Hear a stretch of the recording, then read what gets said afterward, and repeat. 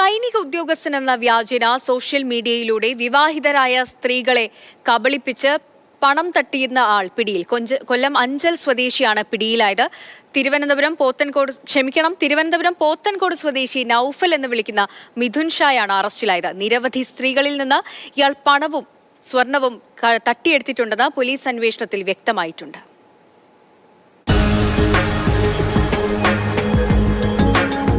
Army എന്ന പേരിൽ ഇയാൾ ഇൻസ്റ്റാഗ്രാമിൽ അക്കൗണ്ട് ഉണ്ടാക്കി. സൈനികനാണെന്ന് ഫോളോവേഴ്സിനെ കബളിപ്പിച്ചു. തുടർന്ന് സ്ത്രീകളുമായി സൗഹൃദം സ്ഥാപിച്ചു.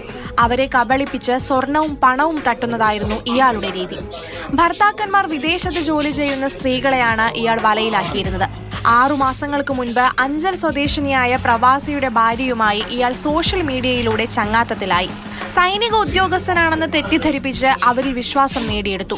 ചികിത്സയുടെ ആവശ്യത്തിനെന്ന് പറഞ്ഞ് 4 ലക്ഷത്തോളം രൂപയും 4 പവൻ സ്വർണ്ണാഭരണങ്ങളും കൈക്കലാക്കി. പണം തിരികെ ചോദിച്ചപ്പോൾ വീട്ടമ്മയെ ഭീഷണിപ്പെടുത്തി.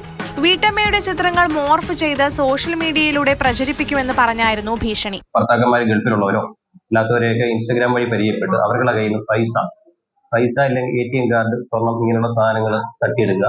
തിരിച്ച് ചോദിക്കുമ്പം ഭീഷണി, മറ്റേ മോർഫ് ചെയ്ത് ഇതിനകത്ത് ഇൻസ്റ്റഗ്രാം വഴി മോശമായി ചിത്രീകരിക്കുന്ന രീതിയിൽ ഭീഷണിപ്പെടുത്തിക്കൊണ്ട് പൈസ മേടിക്കുക, തിരിച്ചു കൊടുക്കാതിരിക്കുക. ഇതാണ് ഇവന്റെ മെയിൻ പരിപാടി.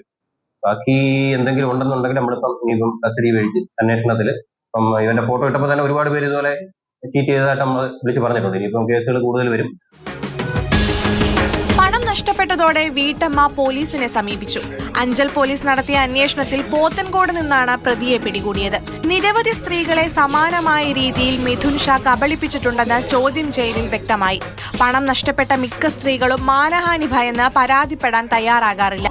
വീട്ടമ്മയെ കടത്തിക്കൊണ്ടുപോയതും മോഷണവുമടക്കം ഒട്ടേറെ കേസുകൾ മിഥുൻ ഷാക്കെതിരെ നിലവിലുണ്ട്. കോടതിയിൽ ഹാജരാക്കിയ പ്രതിയെ റിമാൻഡ് ചെയ്തു. മാതൃഭൂമി ന്യൂസ്, കൊല്ലം.